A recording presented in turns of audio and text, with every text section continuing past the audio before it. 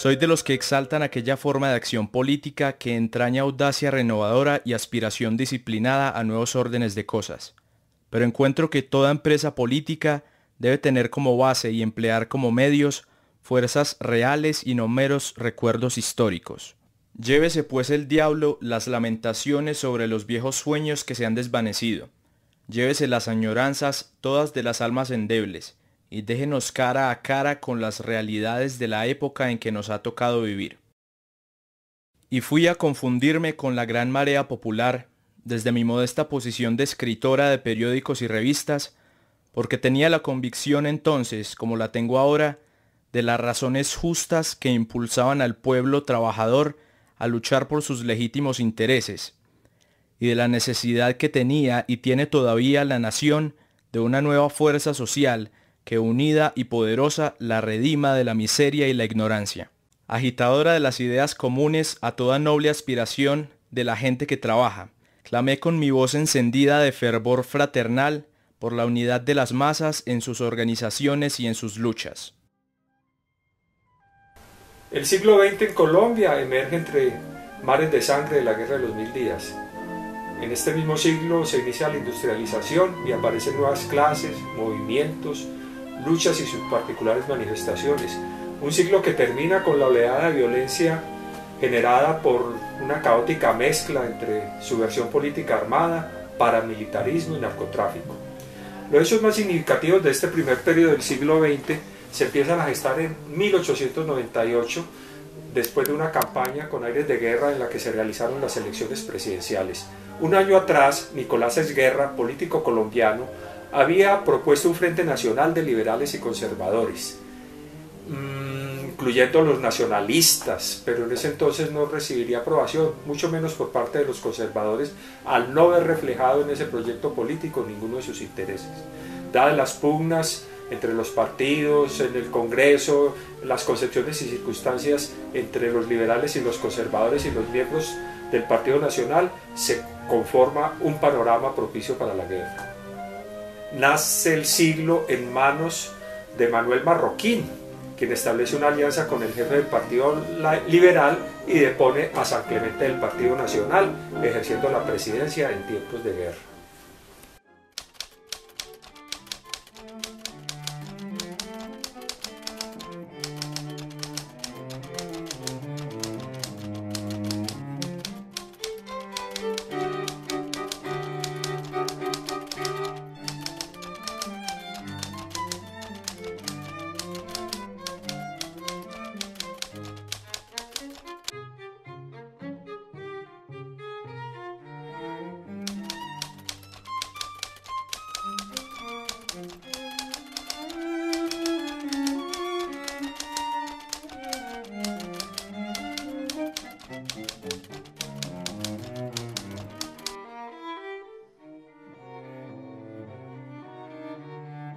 El sucesor del gobierno mencionado anteriormente fue Rafael Reyes, quien llega a la presidencia de la República en 1904, constituyéndose así en el último presidente del Partido Nacional.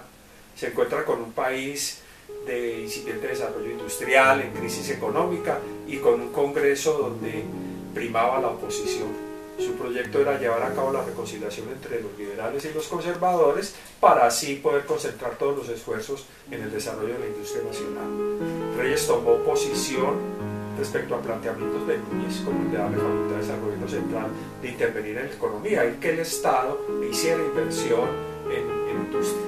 Se encontró con un panorama en el cual el precio de los principales productos de exportación del país, tales como café y el caucho, descendieron notablemente y por ello afianzó el proteccionismo de Núñez y lo complementó con cuestiones decisivas en aspectos sociales y políticos. Además quiso ponerle lo que podemos llamar ruedas a la idea de la modernización del país, dar cuenta del distintivo de la vida moderna, la fábrica, diferente de los precarios talleres y manufacturas que predominaban entonces en Colombia, y por ello planteó la necesidad de crear nuevas industrias. Evidenciado esto en el decreto legislativo número 15 de 1905, que puso de nuevo en vigor la tarifa de la ley 36 del 86, aumentando en 70% los derechos que se establecían para proteger la industria nacional y beneficiarla al rebajar el derecho que pagaban hacia los impuestos. En su gobierno, Reyes contó con el apoyo de Uribe, quien quiso romper con las normas del viejo liberalismo en materias económicas. Sin embargo, por más ambiciosas que parecieran las pretensiones de Uribe y del presidente Reyes, las condiciones industriales se fueron dando paulatinamente. La producción nacional tuvo un proceso de adaptación técnico, costoso y largo.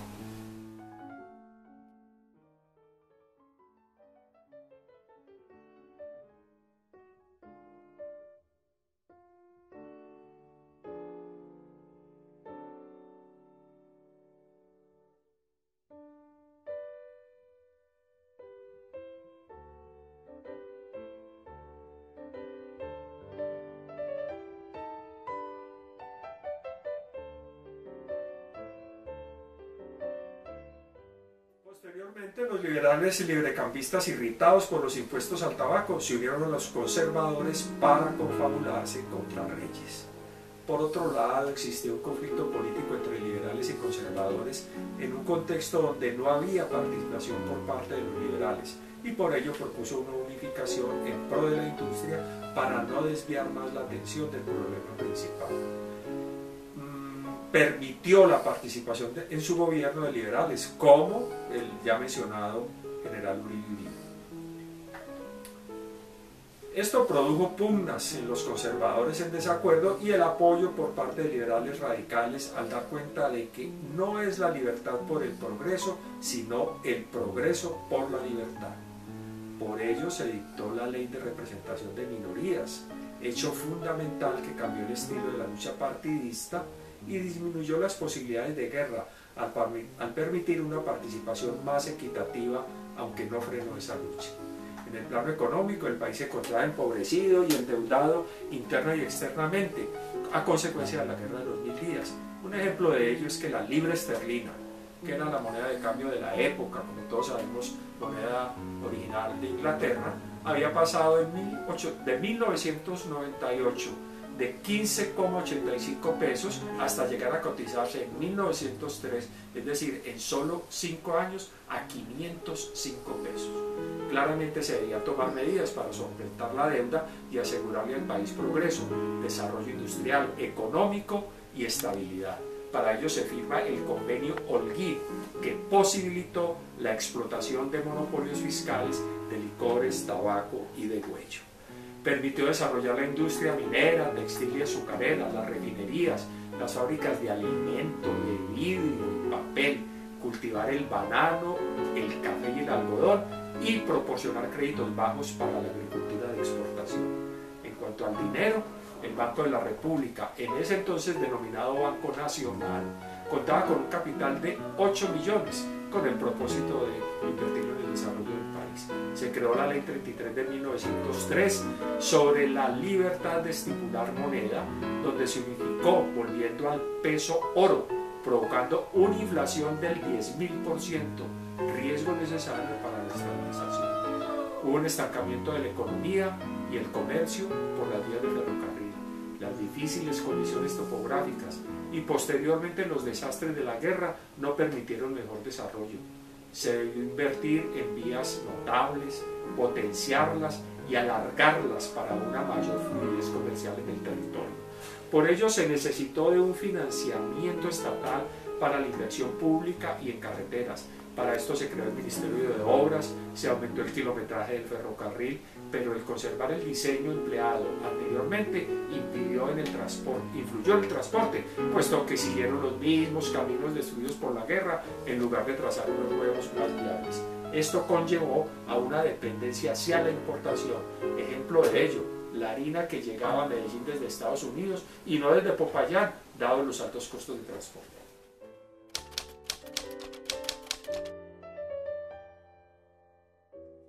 El gobierno de Reyes también fue importante por la gran oposición que generó.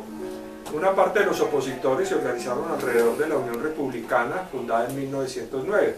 Esta unión estaba constituida por sectores de los partidos tradicionales, liberal y conservador, y al igual que Reyes, si bien es cierto, compartían la idea de que era necesario generar un clima de mejores condiciones en la relación interpartidaria, había una diferencia en cuanto a si la vida política del país debía regirse por principios democráticos y republicanos o al contrario por el autoritarismo y la dictadura. Para lograr este objetivo de conciliación, en 1910 impulsaron una nueva reforma constitucional. Reyes abandona el poder y lo toma el Partido Conservador a través de Ramón González Valencia en 1910, y durante el gobierno de este y bajo la presión de los republicanos, se volvió a colocar a una Asamblea Nacional para reformar la Constitución del 86. Dicha Asamblea fue conformada mayoritariamente por el Partido Conservador, ratificó sí la participación de los liberales tanto en la parte legislativa, es decir, los cuerpos colegiados de representación, como en la misma línea ejecutiva. Estableció la elección popular directa del presidente, redujo el periodo de 6 a 4 años y prohibió la reelección inmediata del primer mandatario de la nación. Como acto final, el presidente de la República, el conservador antioqueño y dirigente de dicha Unión Republicana, Carlos Enrique Restrepo, fue quien resultó pues designado como presidente para el periodo 1910 al 14. En lo que se refiere al desarrollo sindical y socialista en Colombia, tenemos que remontarnos como primera medida a mediados del siglo XIX, en donde los artesanos neogranadinos van a verse obligados a defender sus derechos en contra de las políticas librecambistas, digamos que abanderadas por el Estado y por las élites criollas del país. Es así que van a surgir las primeras asociaciones en defensa de los trabajadores manuales de la región, las sociedades democráticas, que lentamente van a ir adquiriendo un carácter o una posición política, digamos que proteccionista. Estos ánimos van a seguir vivos en los sectores populares urbanos de la ciudad de Bogotá principalmente, en donde en el año de 1909, por descontento tanto con el gobierno o con la dictadura del Rafael Reyes, que venía desde 1994, se van a ver movilizados durante 2 meses aproximadamente, y también donde van a sentar su grito de protesta o su acción de protesta frente al pacto tripartita firmado entre Colombia, Estados Unidos y Panamá. En este pacto lo que se reconocía era el gobierno de Panamá como una república independiente. Además de esto, el gobierno colombiano recibía una indemnización económica por parte de Estados Unidos por aceptar la República de Panamá. La caída del general Reyes, digamos que va a calmar un poco los ánimos en la región, pero la región o los bogotanos van a verse obligados nuevamente a salir a las calles a defender sus derechos mediante un boicot generalizado frente al tranvía, que en ese momento era propiedad o era manejado por una empresa norteamericana. En este caso lo que van a hacer los bogotanos es no utilizar el tranvía durante aproximadamente 6 meses.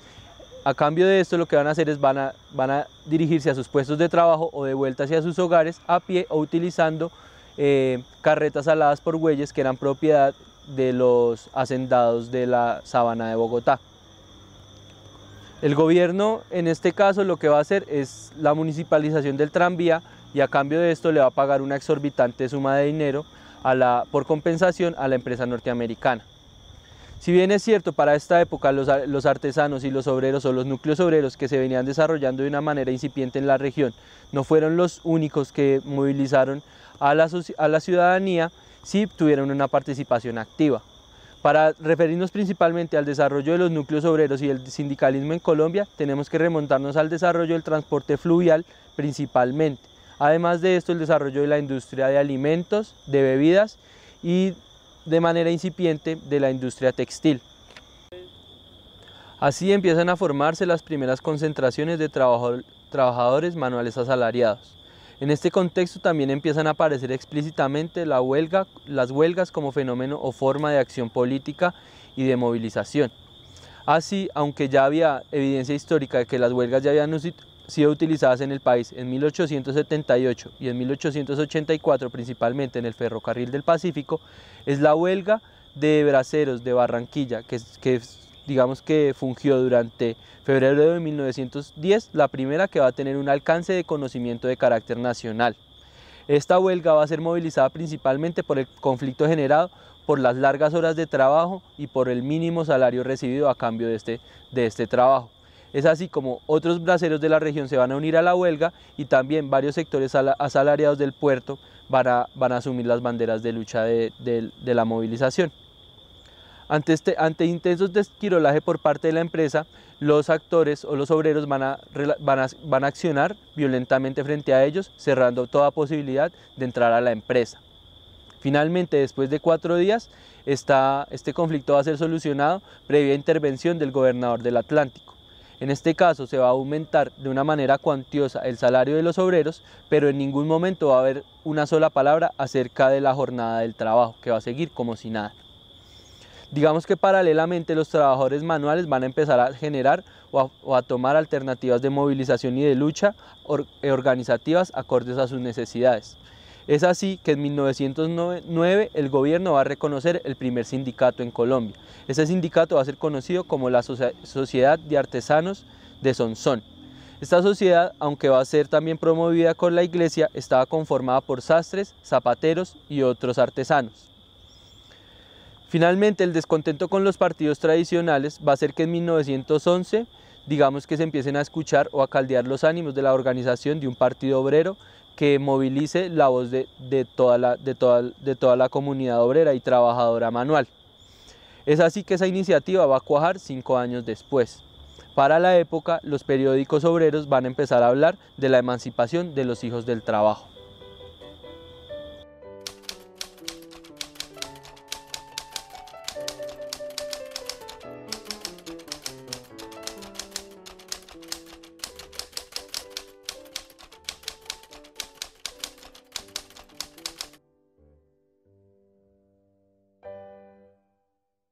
En el 1 de mayo, Día Internacional de la Clase Obrera y celebratorio, conmemoratorio de las luchas de los trabajadores a nivel internacional, se empezó a celebrar públicamente aquí en Colombia en el año 1914. Se hacían desfiles muy modestos y algunos actos culturales en recintos cerrados, y se observaba claramente la intención de vincular al movimiento obrero mundial por parte de las organizaciones que impulsaban esta celebración. En enero de 1915, alrededor de 600 trabajadores firmaron en Bogotá un manifiesto que convocaba a la fundación de un partido obrero. Como primer paso, se publicó un periódico con el mismo nombre, Partido Obrero. Sus objetivos programáticos eran similares a los de las mutuales del siglo XIX. Lo novedoso radicaba en la abierta ruptura con los partidos tradicionales, es decir, con el Partido Liberal y con el Partido Conservador y los otros proyectos políticos que habían avanzado acá en Colombia. Este proyecto del Partido Obrero tuvo una existencia muy corta. Bogotá fue la sede de una reunión obrera muy resonante en ese decenio. En mayo del 19, distintas organizaciones artesanales y obreras convocaron a una gran asamblea, la primera de carácter nacional. En la población del Líbano, Tolima, existían desde comienzos del siglo una semiclandestina sociedad con intenciones ascéticas. No deja de ser notable que en un país agrupadoramente católico se diera un hecho como el ya reseñado. Los núcleos artesanales, repito, rompieron, y los mismos los núcleos de trabajadores, con la religión oficial. Las religiones teosóficas y sus sociedades representaban una forma de organización alterna, es decir, al margen del establecimiento. En ese sentido, abonaron el terreno para las posteriores organizaciones sindicales y socialistas que funcionaron en dicho municipio tolimense, en el Líbano. La clase obrera colombiana no nace en los años 20 con las manos vacías, por el contrario, posee un acervo, una rica herencia de tradiciones y valores compartidos por gran parte del pueblo colombiano. Dicha herencia adquirirá características propias a medida que la clase enfrenta las formas concretas de explotación económica y de dominación política en los años 20. Bueno, consideremos primero el arsenal cultural con que nace la clase obrera en Colombia, para luego analizar los distintos mecanismos de resistencia implementados por dicha clase en ese periodo. Las tradiciones heredadas por la naciente clase obrera. La clase obrera colombiana irrumpe en el seno de una sociedad educada desde los tiempos coloniales en algunos valores occidentales. A las tradiciones católicas e hispánicas se les unen en el siglo pasado el utilitarismo y el racionalismo positivista, encarnados estos en el radicalismo neogranadino del siglo XIX. Por otro lado, la preocupación por las clases menos favorecidas, plasmadas tanto en el pensamiento del Papa León XIII como en las corrientes neoliberales y en el socialismo. También tocará playas colombianas a comienzos del siglo XX dichas influencias. No es extraño, por tanto, que diversas tradiciones conformen el bagaje cultural de la naciente clase obrera. Principalmente destacaremos tres: cristianismo, racionalismo liberal y socialismo. A pesar del antagonismo de estas tradiciones, la clase obrera las integrará en una síntesis bien particular. Los obreros colombianos recogen ante todo una cierta tradición cristiana, aunque no exactamente católica. Se rechazaba todo lo que de ella indujera a la resignación o al mantenimiento del orden establecido. Se insistiría entonces en los aspectos progresivos del cristianismo: la rebeldía de Jesús, las denuncias de los profetas y de los santos padres contra la riqueza y las formas de vida colectiva desarrolladas por las primeras comunidades cristianas.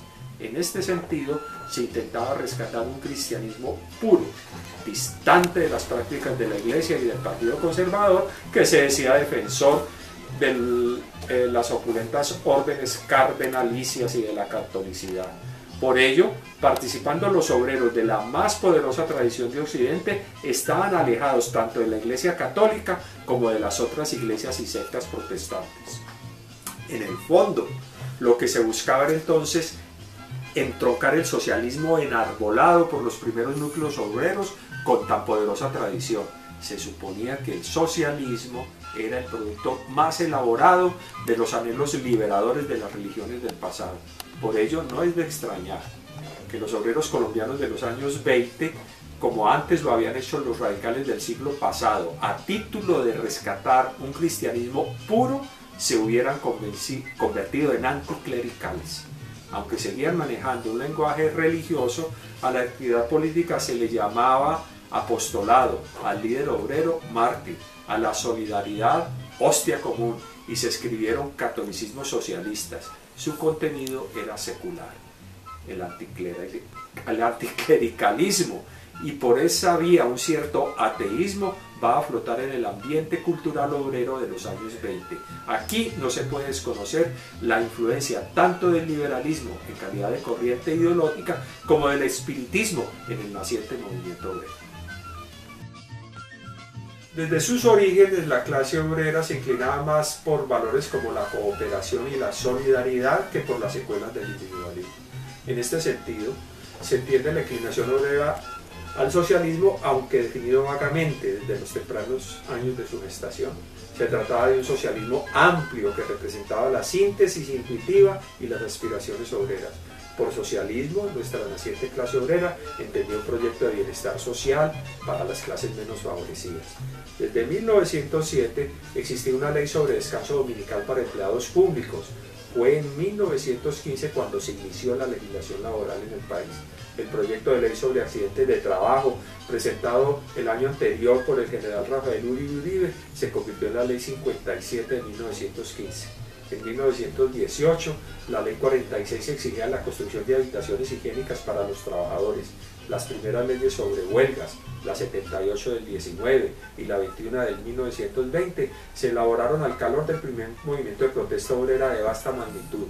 Ambas leyes trataron de legalizar y por tanto controlar el fenómeno huelguístico. Se establecieron etapas previas a la declaración de la huelga, se permitió el esquirolaje y se prohibió la huelga en los sectores catalogados como de servicios públicos. Las leyes 37 de 1921 y 32 de 1922 hablaban de un seguro colectivo y obligatorio para todos los trabajadores de una empresa. La reforma constitucional de 1910 y el espíritu del republicanismo auspiciado por Carlos Restrepo y Enrique Olaya Herrera, entre otros, sentaban la base de una apertura política que dio sus frutos en la década del 20, toda vez que promovió cambios en la forma de hacer política, al permitir la tolerancia y la cooperación entre los adversarios políticos. La búsqueda de la separación de la Iglesia en asuntos partidistas también fue un objetivo, la ampliación del sufragio universal, convocando la participación ciudadana en asuntos públicos y en la elección del presidente de la República datan de estas fechas. También defendió la libertad de prensa, de expresión y una instrucción pública alejada de fines políticos, de sectarismos y hubo un aporte en abrir espacios de concertación y participación en una sociedad que ya se decía estaba marcada por el fanatismo religioso, la exclusión partidista, el abanderamiento de partidos tradicionales y la represión estatal. En el campo de la elaboración partidista se seguía el lema de la impronta republicana que reivindicaba la patria por encima de los partidos. En una muy buena síntesis se traza el espíritu de este movimiento y de estas reformas cuando sostiene que el naciente proceso de industrialización, la economía cafetera, los efectos de posguerra, la consolidación de los puertos del Caribe y del río Magdalena crearon las condiciones para el surgimiento y consolidación del obrerismo organizado, el cual aglutinaba a artesanos y trabajadores en la búsqueda de mejores condiciones salariales. Esta dinámica se veía fortalecida en parte por la economía cafetera que consolidaba un mercado interno y a la vez favorecía la incursión en el mercado mundial, produciendo una serie de efectos en las décadas de 1910 y 1920. El historiador Bernardo Tovar lo resume de la siguiente manera. La acumulación de un capital dinero en manos de empresarios nacionales que posibilita la formación del fondo de capital invertible en establecimientos industriales, la integración a la economía monetaria de un amplio sector nacional y la consecuente constitución de un mercado, el cual representa otra condición propicia para el surgimiento industrial, la implantación de una red ferroviaria, la que a su vez contribuye a las expansiones de la producción y exportaciones del café, del mercado y de la industrialización. El desarrollo de las ciudades en las zonas cafeteras y en los circuitos de transporte y comercialización del café, las cuales anexionaban un conjunto diverso de actividades, captan influjo poblacional y de este modo coayudan a la complejidad de la vida económica y social. La formación de grupos sociales que tienen una incidencia directa en la escena política y en las determinaciones del Estado. La masacre de obreros de marzo 16 de 1919 en Bogotá da cuenta de los temores que sentía el conservatismo por el ascenso del socialismo como expresión política y organización partidista, pues la justificación que da el ministro de gobierno de turno frente a las actuaciones del Ejército Nacional se refería a la misma como un acto de defensa sobre la amenaza bolchevique, la cual en realidad fue una simple manifestación de obreros que no tenía dichas connotaciones. Señalaba el editorial del periódico El Tiempo. En Colombia, con la fundación del Partido Socialista en agosto de 1919 en Bogotá, se instalan en forma organizada las orientaciones y la ideología socialistas que por el momento escandalizaban a los gobiernos conservadores e inquietaban las sordas del liberalismo, de tal manera que líderes del partidismo empezaron a preocuparse por las ideas del llamado bolchevismo o bolcheviquismo, que pretendía expandirse por el país y por América Latina. Se trataba de la aparición en el escenario del Partido Socialista. Sus retóricas y narrativas políticas permiten colegir el tipo de imaginarios que se fueron gestando alrededor de la naciente izquierda en la década de los años 20 del siglo pasado. Se indicaba que aunque el Partido Comunista fue creado en 1930 de manera oficial, desde 1926 ya había sido fundado el Partido Socialista Revolucionario, cuyos líderes eran María Cano, Ignacio Torres Giraldo, Raúl Maecha y otros, quienes orientaron las huelgas que sucedieron en los años 20.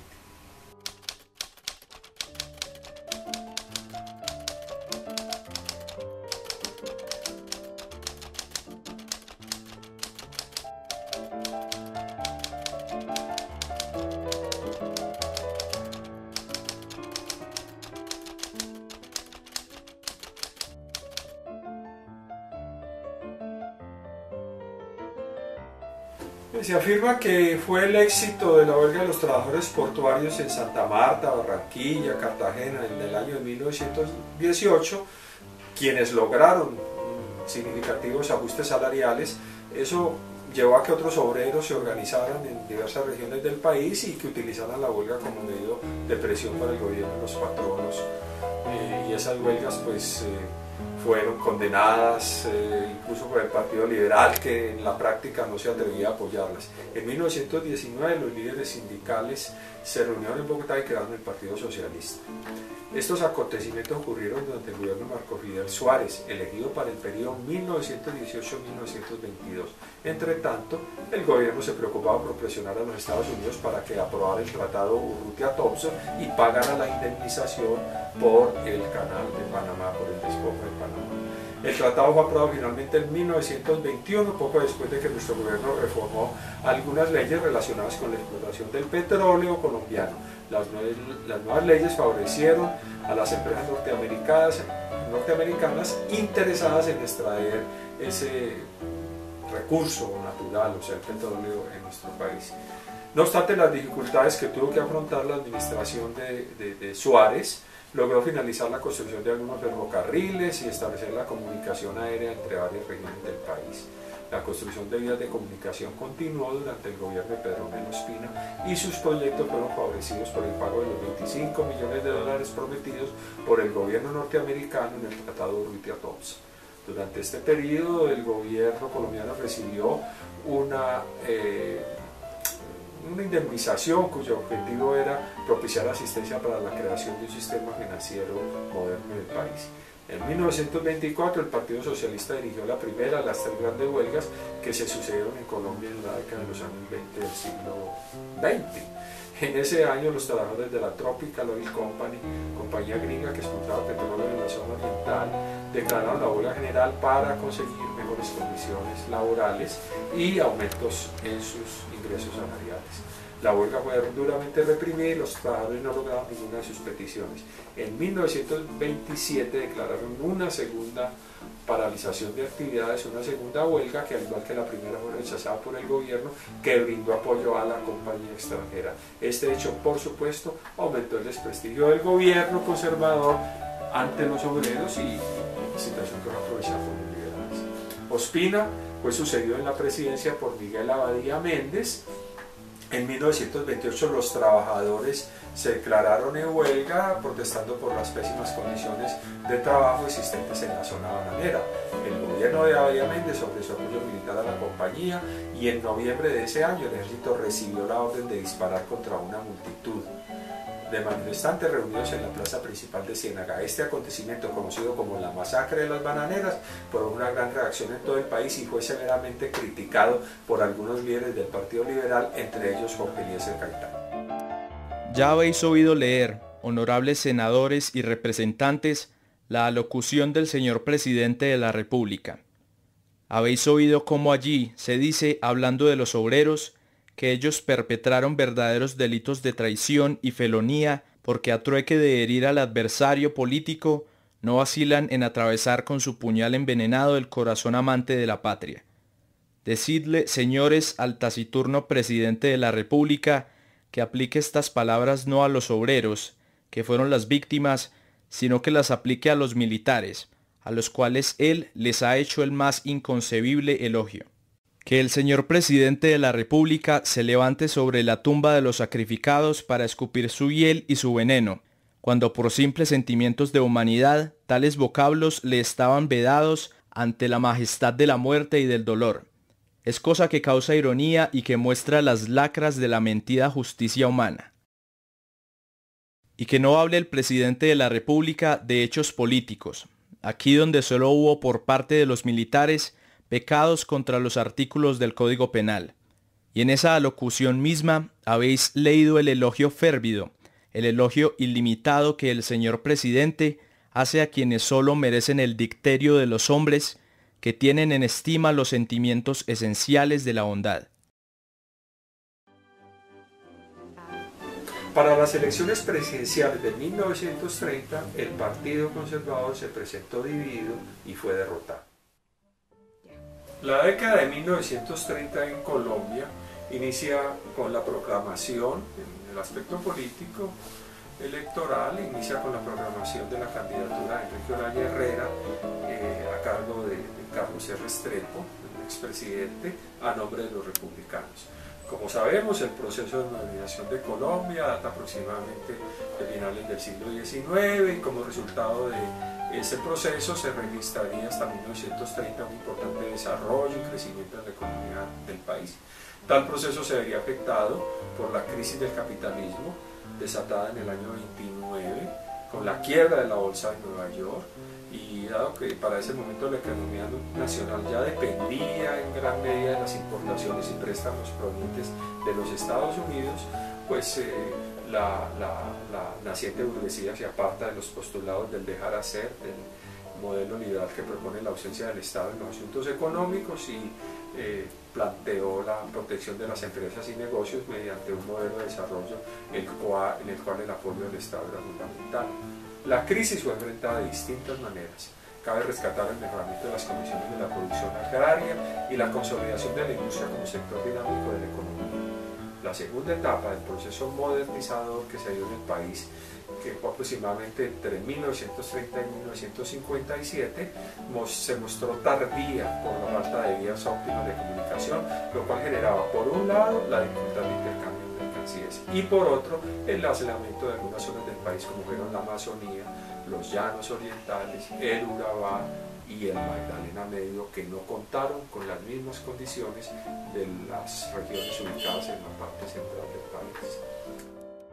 La modernización llevada a cabo durante estos años privilegió, por lo tanto, el mundo andino, sitial de una economía agraria de producción cafetera, orientada al mercado externo, y dentro del mundo andino, no todos los grupos sociales se beneficiaron de ella en la misma medida, ya que los proyectos de las élites agroexportadoras no se propusieron la distribución de la tierra ni del ingreso entre los más necesitados. Es así como la economía cafetera se desarrolla principalmente en el centro de Colombia, lo cual aseguraría las relaciones internacionales del país durante todo el siglo XX, convirtiéndose en una importante fuente de trabajo y de acumulación de capital. Colombia para el año 30 tenía concentrada su economía en el monocultivo del café. Se le puede atribuir a la economía agraria el sostenimiento del país durante el largo periodo de crisis, y en el periodo comprendido entre el año 30 y el 45, el gobierno nacional buscó intensificar la producción cafetera y modernizar el campo por medio de la diversificación de los cultivos. Agregado a esto, durante el gobierno de Alfonso López Pumarejo, en el cuatrienio 1934-1938, se realizó la propuesta de ley que pretendía mejorar las condiciones del campesinado colombiano mediante la entrega de tierra a estos para hacerla productiva. Tal propuesta se expresó en la ley 200 de 1936. Dado los intereses de las élites y la burguesía gestante, tal proyecto resultó frustrado, lo que no le impidió a la clase dominante continuar con sus proyectos de inversión en el campo. A pesar de que se le ha dado tanta importancia al desarrollo cafetero, es importante hacer hincapié en que para la década del 30 la economía colombiana desarrollaba la explotación de oro y de plata, y la industria bananera crecía fuertemente. Empresas como la United Fruit Company y la Tropical Oil Company fueron de las más destacadas para este periodo. Esto porque además de aportar a la economía colombiana, también fueron uno de los puntos de partida para la creación de los sindicatos en el país. De las 4.467 empresas fabriles que en 1939 había en el país, 2.805 eran nuevas, creadas entre 1930 y 1939 bajo el modelo de sustitución de importaciones, que significó el reemplazo de las manufacturas extranjeras por las nacionales. En lo que respecta a la política sindical de la época, durante el primer gobierno de la República Liberal y gracias a la presión ejercida por las masas, el gobierno liberal se vio obligado a disponer de la Ley 83 de 1931, ley mediante la cual por primera vez en el país hay un reconocimiento oficial de los sindicatos y por tanto el derecho a ejercer las actividades propias de estas organizaciones de trabajadores. Además posibilitaba desde el punto de vista legal la firma de contratos colectivos y también instauraba penas para los patronos que hicieran persecución sindical. No muy efectivas, pues las penas eran realizadas o ejecutadas a través de multas, las cuales no eran un mecanismo real de presión para los patronos que disponían de suficiente dinero para pagar pequeñas cantidades por aniquilar sindicatos completos. Como contraprestación negativa, la ley daba al Estado las facultades para tener injerencia en los conflictos laborales y la vida sindical. Bajo el mismo gobierno, en leyes posteriores se hace el reconocimiento de la jornada laboral de 8 horas y el derecho a tener vacaciones remuneradas. un fenómeno importante para la época va a ser un pleno ampliado en 1930 del Partido Revolucionario Socialista, donde un grupo de intelectuales y obreros, siguiendo los lineamientos de la Internacional y la Unión Soviética, deciden fundar el Partido Comunista Colombiano, un órgano clave para la organización sindical y de clase en Colombia, el cual se va a notar y abrirse paso a la opinión pública por una manifestación realizada el 17 de julio del mismo año, durante la Guerra del Perú, entre el año 1932 hasta el año 1933, Olaya Herrera, el presidente, aprovechó la oportunidad para reprimir varias manifestaciones obreras y campesinas, además de desatar una cruenta persecución contra los comunistas que se oponían a la guerra, aludiendo a esta como una intriga imperialista. Por iniciativa del presidente del sindicato del periódico El Tiempo, Hernando Vega Escobar, este órgano periodístico publicó una invitación convocando una reunión de sindicatos en Bogotá el 7 de agosto, y aunque las directivas del Tiempo lo obligaron a aplazar el evento, el entonces presidente del periódico, el director del periódico era Eduardo Santos, que posteriormente fue presidente de la República y que es abuelo, creo, del actual presidente Juan Manuel Santos. La reunión se da como había sido planeada, pues para cuando se retracta la invitación y pide el aplazamiento del evento, los dirigentes sindicales ya se encontraban camino a Bogotá y se reunieron como estaba presupuestado, aunque de una manera informal, en una fiesta organizada por el sindicato de la fábrica de fósforos del Ruiz. Ya 3 días después se realizó la reunión de manera formal en el Salón de la Asamblea de Cundinamarca. El 10 de agosto de 1935, como tentativa de agrupar los sindicatos y federaciones existentes en el país, proporcionándoles una dirección centralizada y un programa de acción que orientara sus luchas, se funda la Confederación de Trabajadores de Colombia, CTC, con el nombre de Confederación Sindical de Colombia, CSC, a raíz de la unión de las distintas centrales obreras como la Confederación Obrera Nacional, organización comunista fundada en el 25, y varios sindicatos de origen liberal y anarquista. Dentro de los delegados, la división estaba entre liberales, unidistas, comunistas y anarcosindicalistas. Para esta primera asamblea se eligió un comité ejecutivo de 17 miembros, uno por cada territorio del país. Al final de la asamblea salieron 2 comités ejecutivos, uno formado por los comunistas, otro por los sindicalistas independientes, liberales, anarquistas, socialistas. La división no está en términos de diferencias políticas o metodológicas, sino como una batalla para determinar qué grupo político lograría tener más peso y control de la mayor organización de las masas asalariadas.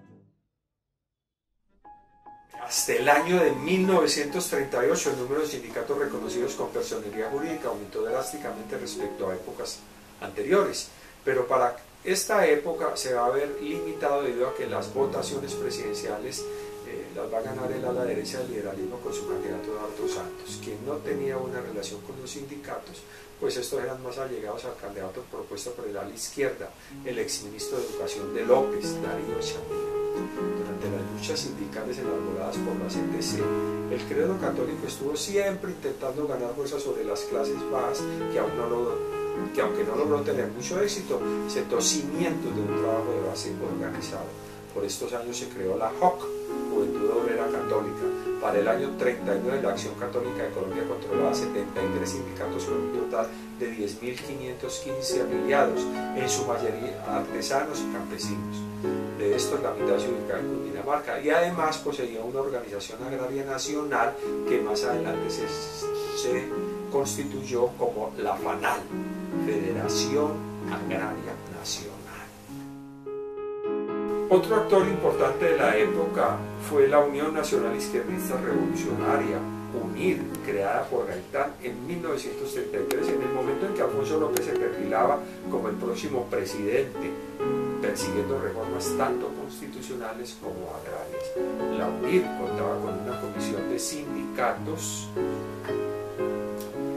encargada de organizar o controlar las federaciones y organizaciones de trabajadores en particular. La UNIR llegó a controlar en 1934 la Federación Local de Trabajo de Bogotá, eliminando casi totalmente la influencia del Partido Comunista. La UNIR es importante en la medida que introduce una nueva modalidad de acción política donde los sindicatos le conferían el poder de decisión y vocería a los abogados laboralistas, sacrificando así la autonomía de la acción obrera. Durante esta década, algunos sindicatos de empresas industriales empiezan a manifestar cierto grado de combatividad. En julio de 1934 estalla una huelga en la cervecería Germania, donde es asesor Jorge Eliezer Gaitán. En este caso se ve claramente la influencia de los abogados laboralistas, donde de manera positiva se empieza a implementar el pliego de peticiones. En la huelga de Germania, el pliego abarcaba 29 puntos, desde la solicitud de aumento salarial, pago de horas extras y feriados, hasta la creación de una escuela para los hijos de los obreros con métodos pedagógicos establecidos por el sindicato.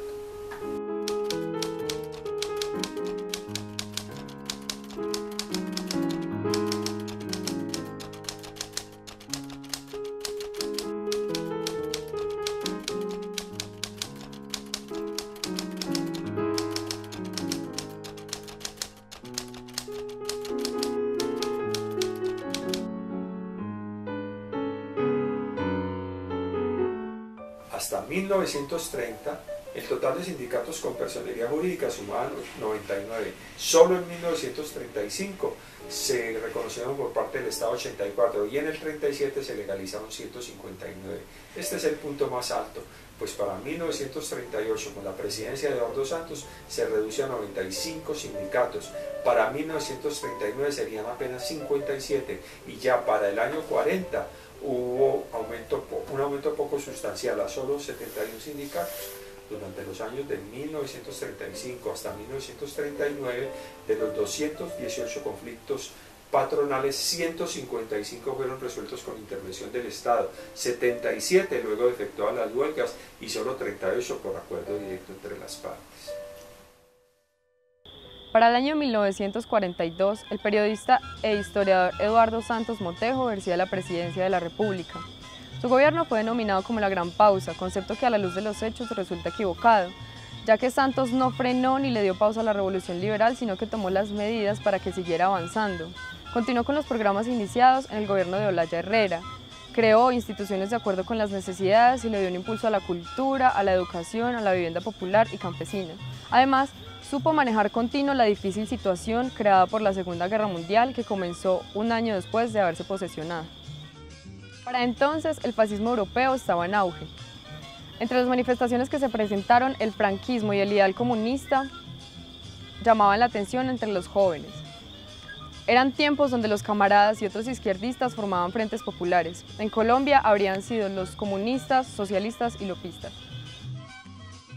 La renuncia de Alfonso López Pumarejo, presionado por la falta de credibilidad de su gobierno un año antes de finalizar su mandato presidencial, es designado presidente de la República en los últimos meses del periodo liberal el político, periodista y diplomático Alberto Lleras Camargo, quien ejerció la presidencia entre 1945 y 1946.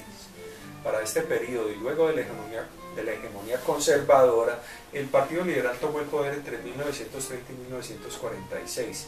A pesar de haber sido un periodo más corto que el de la hegemonía conservadora, fue muy significativo por los hechos políticos que sucedieron. Entre estos se destaca la reforma constitucional de 1936 y el gaitanismo. El discurso de Lleras Camargo en su posesión como presidente estuvo dirigido hacia la democracia como una de las características fundamentales de su gobierno. Dijo, la esencia misma de la democracia es una transacción y por eso se renueva fielmente en la asamblea, donde la voz de las minorías no se ahoga esterilmente ante la tiranía del poder. Los regímenes absolutos clausuran los parlamentos porque tienen una concepción también absoluta del bien público, que detesta la transacción como un cisma hecho a la exclusiva y excluyente verdad del poder. Esta llega citada sobre Lleras Camargo. Lleras dio participación a los conservadores, su año de gobierno fue de control del orden público y manejo de la situación económica, así como la fundación de la flota mercante gran colombiana, gestionada por los gobiernos de Venezuela, Ecuador y Colombia, y consolidada en 1946. En la década del 40, particularmente entre 1945 y 1950, el contexto geopolítico mundial propició estrechar aún más las relaciones entre Colombia y Estados Unidos, sumado a los referentes históricos que explican y muestran la cercanía entre ambos países. En el periodo comprendido entre 1944 y 1948 se consolidó un orden económico internacional sobre los escombros de la Segunda Guerra Mundial.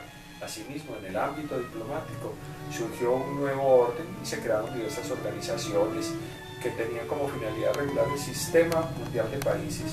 Ante el antagonismo ideológico entre Estados Unidos y la Unión Soviética, evidenciado en la posguerra, Latinoamérica se vio involucrada en la polarización del mundo y también participó en la creación de organizaciones multilaterales a las cuales Colombia se sumó. El temor a una expansión soviética hizo que Estados Unidos considerara a Latinoamérica un punto estratégico para su política exterior. En el gobierno de Alberto Lleras Camargo, el Partido Liberal Colombiano se divide en torno a dos candidatos para las elecciones del 5 de mayo. De un lado, Gabriel Turbay, candidato liberal oficialista, y de otro, Jorge Eliezer Gaitán, candidato liberal disidente. Esta división facilita la vuelta al poder del Partido Conservador al ganar las elecciones del 46 con su candidato único Mariano Ospina Pérez y terminar con 16 años de ausencia en la presidencia. Al asumir su mandato, Ospina Pérez planteó un gobierno de unidad nacional con la participación de ambos partidos. Su gobierno tuvo como contexto internacional el comienzo de la Guerra Fría, la doctrina Truman-MacArthur impuso el anticomunismo y el inaplazable alineamiento con uno de los dos bloques en conflicto como eje de la política exterior de Occidente. En la historia política y social de nuestro país, en la mitad del siglo XX, el 9 de abril del 48 será una fecha de suma importancia. Para esta fecha se llevaba a cabo en Bogotá la 9ª Conferencia Panamericana de la Organización de Estados Americanos, OEA, donde debía firmarse la Carta de Bogotá, según la cual los países americanos se organizaban como un bloque de naciones dentro del sistema mundial de las Naciones Unidas. Ante el asesinato del caudillo liberal Jorge Eliezer Gaitán el 9 de abril de 1948 y la violencia recrudecida en las calles de Bogotá, los delegados de cada país decidieron suspender momentáneamente la conferencia. Hasta ese momento, Bogotá se encontraba permeada de muchos problemas sociales. La agroburguesía financiera del país controlaba a la clase media y al proletariado. La violencia entre partidos, la violencia callejera, entre otras, eran el pan del día a día. De una u otra forma, Jorge Eliezer Gaitán le inspiraba confianza al pueblo con sus denodadas gestiones como defensor del derecho a huelga, su preocupación social y su interés por mejorar las condiciones materiales de existencia de las clases menos favorecidas. Las ideas socialistas seguían teniendo un carácter marginal en el país, pues no traspasaban la minoría intelectual u obrera que las profesaba. Lo que predominaba era un liberalismo con brotes de un difuso populismo. El Partido Comunista, el único sobreviviente de los grupos de izquierda, se encontró en una orfandad política y tuvo que repensar su estrategia y su ideología. Eso le costó divisiones y nuevos aislamientos que se acrecentaron cuando la oleada de violencia se ensañó en campos y ciudades. Por esas fechas, gentes de izquierda o simples liberales fueron asesinados por fuerzas armadas institucionales. Por tanto, el socialismo y todo lo que fuese comunismo volvió a ser algo prohibido. No fue una época de avance ideológico sustancial, por el contrario, se luchó por sobrevivir. Algo similar ocurrió con el estudio de las ciencias sociales, las artes y la difusión intelectual en general. Hablando y ahondando más claramente alrededor de los movimientos sindicales de la época, comenzamos con la CTC, que realizó su 10º congreso en 1950. En este nuevamente se hicieron presentes las divisiones al interior de la institución. Sus integrantes de corte liberal propusieron separarla de la Federación Sindical Mundial, FSM, al igual que la de la Confederación de Trabajadores de América Latina, CTA, ya que éstas contenían una fuerte influencia marxista. También se debatió sobre su vinculación a la Confederación Internacional de Organizaciones Sindicales Libres, CIOS, y la Organización Interamericana de Trabajo político. Pese a la oposición del Grupo Comunista, estas propuestas fueron aprobadas, motivo por el cual este último se separa de la CTC para luego desaparecer debido a las circunstancias políticas, ya que no logró consolidarse como una fuerza de oposición política que expresara los intereses económicos de los trabajadores. Finalmente, durante el gobierno de Rojas Pinilla, la CTC será perseguida y solo en 1958 podrá volver a realizar un congreso con los pocos que aún contaba. En cuanto a organizaciones sindicales se refiere, porque tenía 27 sindicatos apenas en el año 58.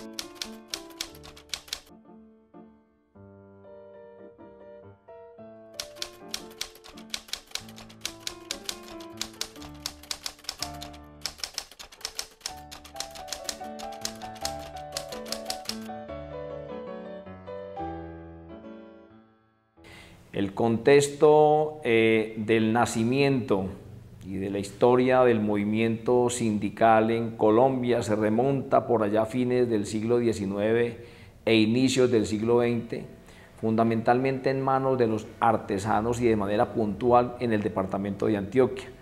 Una reclamación que se da a partir de las condiciones de trabajo muy propias en su época, pero que nos han permitido reflexionar a propósito de cómo este sector de obreros de la manufactura se organizan para buscar mejores condiciones laborales para ellos. Recientemente se acaba de constituir, tal vez hace 4 o 5 años, los 100 años de conformación de esa organización sindical en un evento que se realizó en la ciudad de Medellín, en el departamento de Antioquia.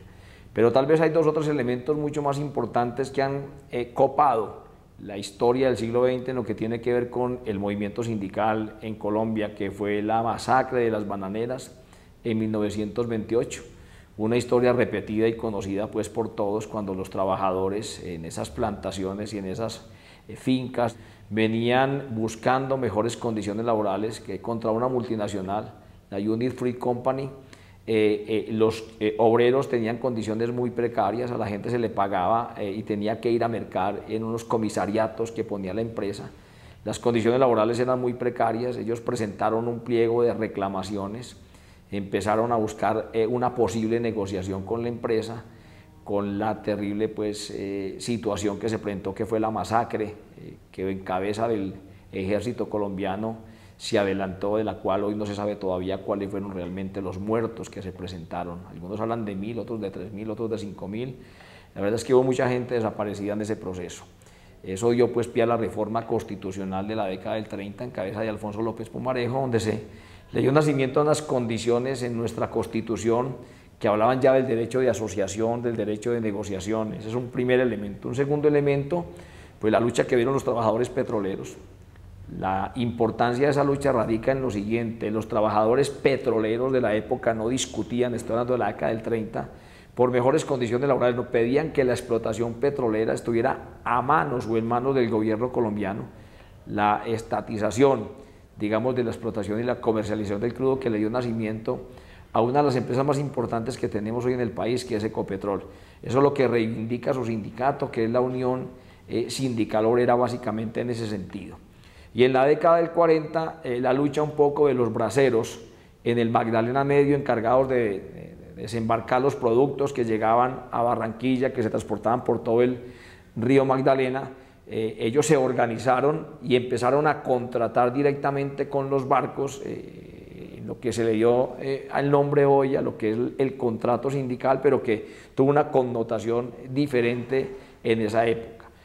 Lo que se dio después es el desarrollo de unas políticas, el nacimiento del Código Sustantivo de Trabajo en el año 51, y obviamente todo lo que fue el proceso de politización de las transformaciones que terminaron afectando e impactando de manera directa a la nación. La violencia específicamente con la muerte de Jorge Eliezer Gaitán, que de hecho cuando fue alcalde de Bogotá tuvo que renunciar por una movilización que le adelantaron los lustrabotas en esa época en la ciudad de Bogotá, después convertido en un caudillo, un hombre con un discurso muy claro, que también hace parte de la historia de este país y de aquello que consideramos no debió haber sucedido, pero que pasó. La dictadura de Rojas Pinilla, después el tema del Frente Nacional, el nacimiento de las guerrillas colombianas como el ELN, las FARC, el EPL y otra cantidad de guerrillas, ciertos movimientos muy politizados por lo que fue el impacto que se dio en el año 59 con la toma de los Barbados pues, y el derrocamiento de Batista en Cuba. Ese proceso obviamente impactó también de manera directa a aquellos dirigentes que empezaron a desarrollar todo lo que fue la actividad en el Estado fundamentalmente, porque había muy poca empresa privada de lo que hoy conocemos como el movimiento sindical en Colombia. El sindicato de la COBDS pues y nace precisamente por una necesidad de los trabajadores. Esto fue en el año 1954. Los trabajadores de aquel entonces, cansados ya de recibir lo que mínimamente por ley se estaba dando en aquel entonces, salarios pues muy pobres con respecto a lo que era la canasta familiar. No habían posibilidades tampoco de aquello de conseguir, por ejemplo, tener vivienda. Tampoco había muy pocas posibilidades de conseguir, por ejemplo, una educación digna para los trabajadores. También muy pocas posibilidades de una salud digna para atender el mismo trabajador y sus familias. En aquel entonces los trabajadores pues decidieron reunirse, decidieron organizarse. Lo hicieron casi que a escondidas. Cuando el sindicato se empieza a formar, entonces se hace en las casas de los trabajadores mismos. Hay reuniones que se hacen en las diferentes viviendas de los trabajadores en horas nocturnas y en horas no laborables. Que el patrón no perciba que se está organizando los trabajadores y que se están montando o que se está gestando una organización. Los trabajadores de la CEDE se reúnen casi que sin ningún estudio, digámosle, o formación académica, todos de obras civiles, gente de muy poca educación académica, pero que con muy buena sabiduría y que muy conscientes de para dónde van.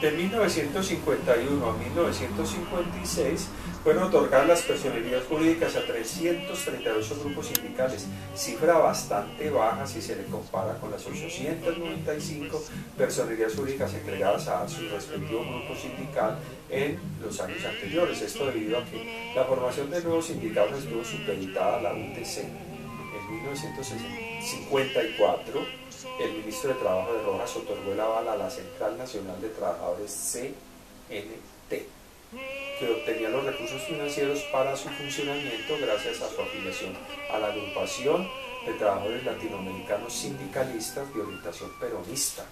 Con ello el gobierno buscaba ganar la simpatía de los trabajadores.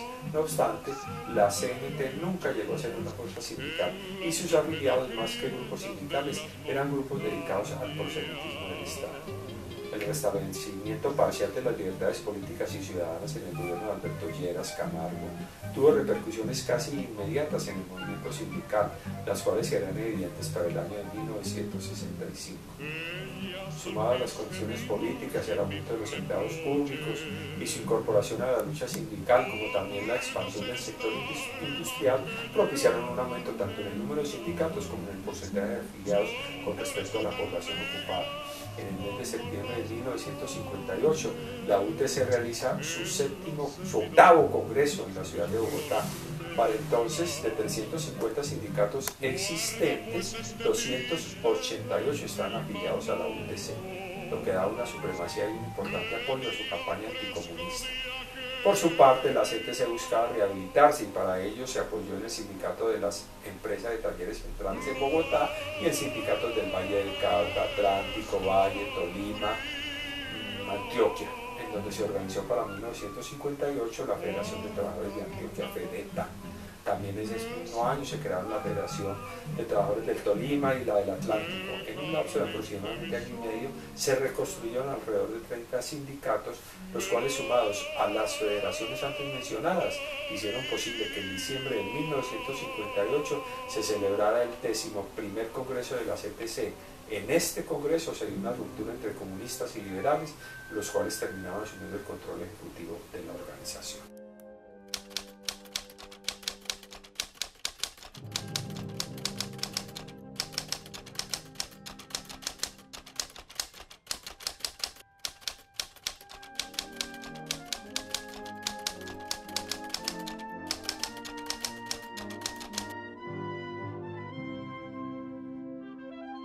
Una vasta cantidad de circunstancias que se conjugan determinan las condiciones sociales del país hacia la década de los años 60 del siglo pasado. Entre ellas son claramente identificables el alza de los precios en los productos de consumo. De 1950 a 1963 este aumento fue del 130%. Hubo radicalización de los movimientos políticos y gremiales, el MRL, Movimiento Revolucionario Liberal, el Frente Unido de Acción Revolucionaria, el Movimiento Obrero Estudiantil Campesino y los sindicatos.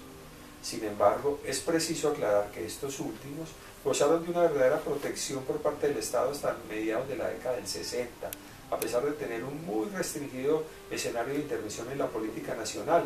Algunos sindicatos lograron, por medio de la lucha, salarios bastante altos para sus afiliados. Este es el caso de las organizaciones de trabajadores en empresas manufactureras de Bogotá. Es debido a la legislación laboral anterior a 1966 y sobre todo al decreto 2351 del 65 que los obreros se sienten respaldados por el Estado. Es tal el apoyo que en 1955 el ministro de Trabajo Castro Jaramillo Arrula autoriza a los trabajadores de Petar para que bloqueen la fábrica con el fin de impedir que de allí salgan o entren materiales. Esta decisión correspondió al mandamiento de la ley, la cual decía: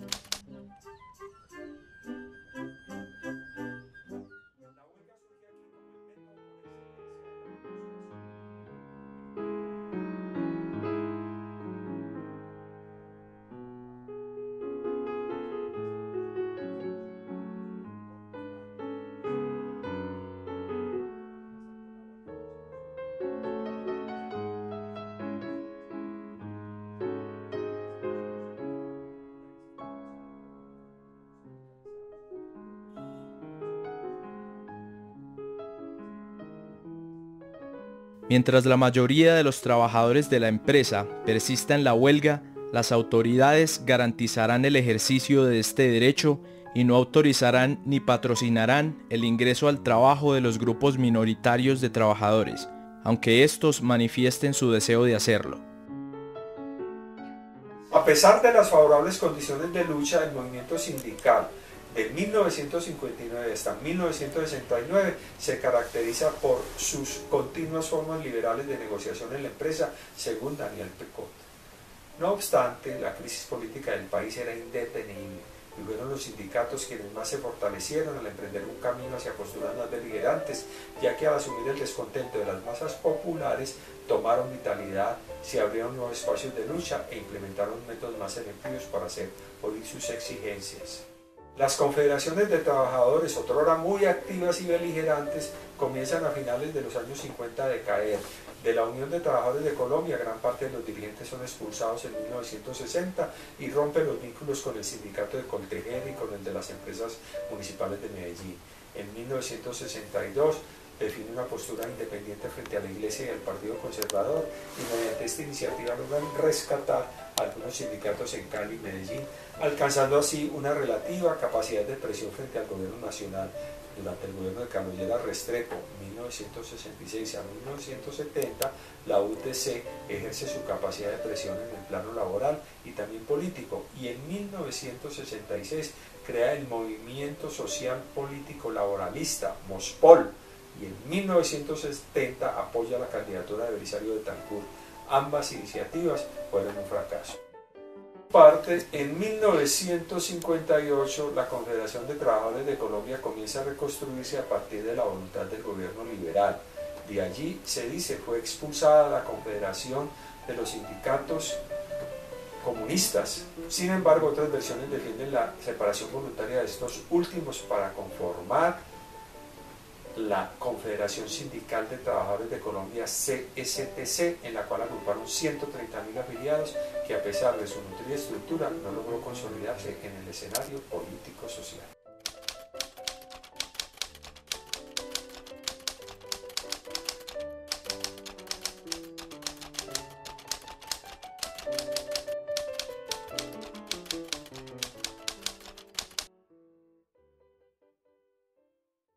La capacidad de los sindicatos de canalizar en el interior del sistema las presiones populares va disminuyendo. Esta situación era de esperarse dado el fortalecimiento del poder y de las funciones del Estado, que estaban tomando forma desde 1968. La consolidación del conjunto de los sectores dominantes, industriales y financieros, acompañada por la reforma constitucional del año en cuestión, que imprimió en carácter mucho más racional al Estado, condujo al gobierno de López Miguel a implantar una política de salarios que implicó limitar los privilegios de la clase obrera, los llamados privilegios de la clase obrera, que se dieron como una restricción a los derechos de huelga, reducción de la libertad de negociación colectiva y aumento del número anual de días de trabajo. En ese contexto, finalmente, se consideran superadas las continuas crisis que afectaban la economía nacional desde 1957, tanto así que el crecimiento industrial para 1972 se calculaba en el 10%, debido principalmente al aumento de las cotizaciones internacionales de ciertas materias primas, entre las cuales sobresale el café. Estas condiciones permitieron que la tasa de empleo se inflara considerablemente y que se diera surgimiento a las industrias satélites y de servicios. A su vez, el sector manufacturero se ratificó como una fuerza importante y el agropecuario se desarrolló rápidamente, teniendo en cuenta que las necesidades del capitalismo con pretensiones industriales se impusieron sobre el problema de la distribución de las tierras.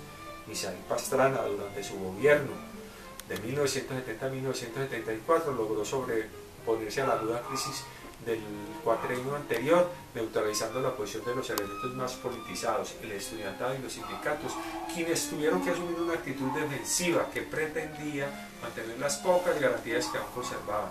La actividad huelguística, que desde 1968 había mermado dramáticamente, se mantuvo diezmada. Entre el 71 y el 72 se presentaron 33 huelgas industriales que, a pesar de lo numerosas, no tuvieron la menor incidencia en el ámbito social, y entre 1969 y 1971 las confederaciones obreras se manifestaron a través de huelgas que terminaron de sentenciar la efectividad de este método.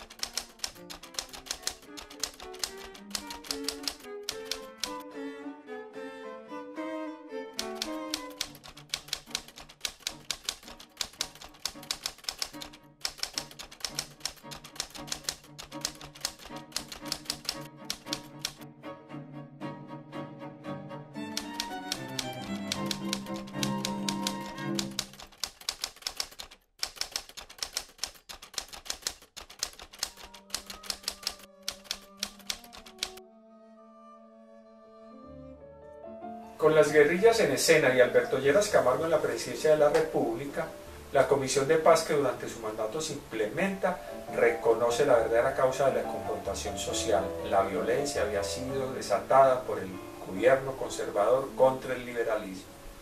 Dado que la violencia tiene un carácter político, es necesario buscar en este espacio los factores que en ella inciden.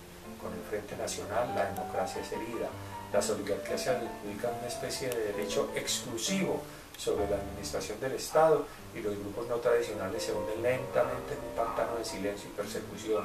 Los partidos políticos de corte revolucionario cada vez toman más peso. Las condiciones internacionales inspiran la posibilidad de un continente socialista y la lucha armada se torna como un medio justificable en este contexto de dictadura disfrazada. El Partido Comunista, activo en Colombia desde 1930, de carácter marxista-leninista y que agrupa tanto obreros como campesinos, celebra en 1960 su 9º Congreso y en 1966 el 10º. En estos espacios se discute la tesis de la combinación de todas las formas de lucha, que va desde el paro cívico hasta la lucha armada, pasando por la participación en elecciones democráticas. Sin embargo, no logra consolidar la unidad ideológica en su interior y sufre una importante fragmentación. La facción maoísta constituye su propio partido político, el cual se conocerá como Partido Comunista de Colombia Marxista-Leninista de tendencia pro-china, y altamente dividido ideológicamente propone la guerra con fines revolucionarios y estructura el Ejército Popular de Liberación como su brazo armado.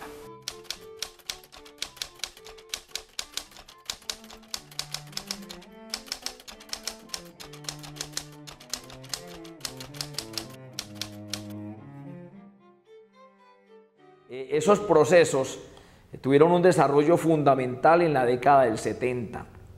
Donde hubo un criterio político muy de fondo que alimentó el desarrollo del movimiento sindical defendiendo una posición y una teoría, socialismo o comunismo, fundamentalmente, que era lo que se venía trabajando. Aquel dirigente sindical que no alimentara esa teoría era considerado entreguista o considerado de derecha y no tenía cabida dentro del movimiento sindical. Surgieron posiciones como los 5 anti, ¿cierto? El antiimperialismo, contra la propiedad privada, una cantidad de elementos que eran de obligatorio criterio y concepción de quienes venían liderando el movimiento sindical. En la década del 80 enfrentamos circunstancias muy graves, no tuvimos la posibilidad de prever las transformaciones que se venían dando en el país. Los documentos que se dieron a partir de lo que el Fondo Monetario Internacional planteó para América Latina, que denominó la década perdida, donde muchos estados terminaron incumpliendo las obligaciones que tenían con el Fondo Monetario y con el Banco Mundial, lo cual llevó a estas instituciones a imponer algunas reformas, entre ellas el desmonte en cabeza del Estado de muchas de las actividades que venían desarrollando y entregárselas particularmente al sector privado. Viene todo el tema de la Constitución del 91, la apertura económica que afectó de manera directa instituciones del Estado y que acabó con miles de empleos en Colombia, que definitivamente golpearon la dinámica sindical. Esto también atravesado por un hecho bien complicado, que son todos estos años de guerra. Al movimiento sindical y a los dirigentes siempre se les ubicó en un sector. Siempre se dijo que éramos muy amigos de la insurgencia y nos cuestionaron fundamentalmente por eso, nos pusieron la lápida a muchos en el cuello y muchos dirigentes fueron asesinados y cayeron víctimas de ese paramilitarismo que tanto daño también le ha hecho fundamentalmente al país. Hay un cambio tal vez de criterio, pero se mantiene una dinámica que nosotros hemos cuestionado, y es que consideramos que en Colombia ha habido una política de carácter antisindical, desde el Estado, desde el sector privado, desde los medios de comunicación, que no han permitido que el movimiento sindical en Colombia tenga una consolidación necesaria, que es parte del debate que damos con el gobierno o con los gobiernos de los últimos años. Es muy difícil crecer cuando a uno le han asesinado 3.000 dirigentes sindicales, activistas sindicales, trabajadores que constituyeron o construyeron sindicatos y defendieron sus organizaciones, y que terminamos algunos de pronto señalados o afectados por esta violencia que se ha vivido durante tantos años en el país. Colombia, la sindicalización está más o menos en el 3.7 o 3.9 de la población económicamente activa. Y de ese 3.9, el 80-85% son trabajadores del sector público. Algunos con derecho a negociación, pero la gran mayoría sin derecho a negociación colectiva. El fuerte que sería el sector privado ha sido muy limitado por los mecanismos de contratación. La Ley 50 del 90, una reforma nefasta para los derechos de los trabajadores, limitó la posibilidad de que los trabajadores se pudieran organizar y por eso no hemos podido crecer. Además de la campaña sucia que el Estado ha venido planteando, ¿cierto? La falta de voluntad política para fortalecer al movimiento sindical, la actitud particularmente de los gremios del sector privado, el comportamiento cómplice en algunos casos de los medios de comunicación, nos han llevado a un momento bien complicado que amenaza realmente con que el movimiento sindical en Colombia se pueda sostener de la mano de unas reestructuraciones que acabaron con muchas organizaciones. Una de las políticas que se han planteado es que los sindicatos hemos acabado las empresas, tema que obviamente no corresponde a la realidad de los hechos. Ahora, nuestra posición y nuestra lectura política en relación a qué es lo que defendemos como ideología o como criterio de Estado. Aquí han habido varias posiciones. Una fundamentalmente por la que nosotros luchamos y que reclamamos es la de construir una sociedad en igualdad de condiciones. Y finalmente uno lo que pone en la mesa es el capital y el trabajo y trata de equipararlo, y lo que establece es que el capital tiene que ir en función de reconocer mejores condiciones laborales y que ese trabajo tiene que desarrollar la sociedad en igualdad de condiciones para todo el mundo. Pues obviamente estamos hablando ya de una lectura que tiene unos criterios que se igualan con quienes han defendido o al socialismo o eventualmente al comunismo.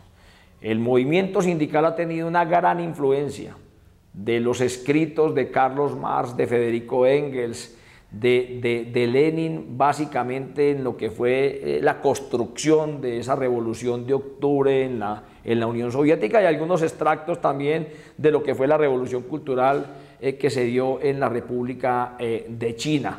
Eso lo leemos y lo interpretamos. Obviamente hay sectores muy radicales y muy dogmáticos frente al tema, pero algunos hemos sido mucho más amplios, mucho más liberales, mucho más abiertos en la concepción que tenemos de la actividad sindical. Sabemos que el movimiento sindical tiene una responsabilidad con las transformaciones sociales, que su pelea no puede ser solamente en las cuatro paredes de su empresa y que no puede ser una lucha meramente gremial, que tenemos que trascender, que tenemos que abrir otros espacios, que tenemos que construir, que tenemos que orientar, que los recursos que llegan a nuestra organización tienen que ser utilizados para construir, digamos, conciencia colectiva.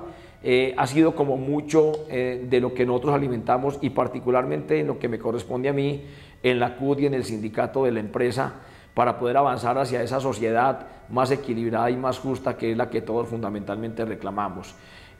Pasamos necesariamente por una realidad, y es que el movimiento sindical en Colombia, el movimiento sindical en América Latina, no ha tenido las posibilidades de crecimiento que han logrado alcanzar otras organizaciones sindicales en Europa, incluso en Estados Unidos, incluso en Asia, pese a que hoy estamos regresando en términos de relacionamiento laboral a las mismas condiciones de trabajo de finales del siglo XIX tal vez, o principios del siglo XX, independientemente de que haya una regulación, haya una Declaración Universal de Derechos Humanos, haya unos pactos internacionales promovidos desde la OIT.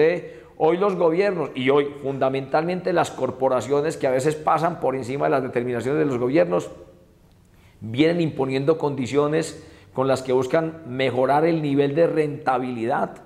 El trabajador se utiliza como una mercancía más, se quita y se pone, no se le da el valor, y eso tiene que ver también con la incapacidad que ha tenido el movimiento sindical de darle una respuesta contundente y fundamental al avance de un modelo en el cual nosotros también somos percibidos y nuestro trabajo como una mercancía. Hay un ejército de desocupados, de gente que se capacita todos los días, que ellos utilizan para presionar a quienes estamos en el área productiva. La falta de organización de los trabajadores no ha permitido avanzar en mejores condiciones laborales, y pues un poco la conclusión del planteamiento que les puedo hacer es que hay un mundo por ganar, hay muchas cosas por conquistar, que a esto no se le puede sacar el ajuste, y que hay que mantener una dinámica de trabajo permanente, que a la academia hay que llevar el debate, que a las empresas hay que llevar el debate, que al Congreso hay que dar el debate, que las comunidades tienen que salir, que se tiene que entender que el trabajo es un principio fundamental que alimenta los cambios que requiere la sociedad, y que los trabajadores tenemos todo el derecho a estar organizados. Ese es como parte del debate y un poco lo que yo he querido como compartirles en esta conversación. En tanto que la división del trabajo aumenta la fuerza productiva del trabajo, La riqueza y el refinamiento de la sociedad empobrece al obrero hasta hacer de él una máquina, en tanto que el trabajo arrastra la acumulación de capitales y por consiguiente la prosperidad creciente de la sociedad hace que el obrero dependa cada vez más del capitalista, lo coloca en una competencia intensa, lo impulsa al ritmo desenfrenado de la sobreproducción a la que sucede una extenuación igualmente profunda. En tanto que, según los economistas, el interés del obrero nunca se opone al interés de la sociedad siempre y necesariamente se opone al interés del obrero.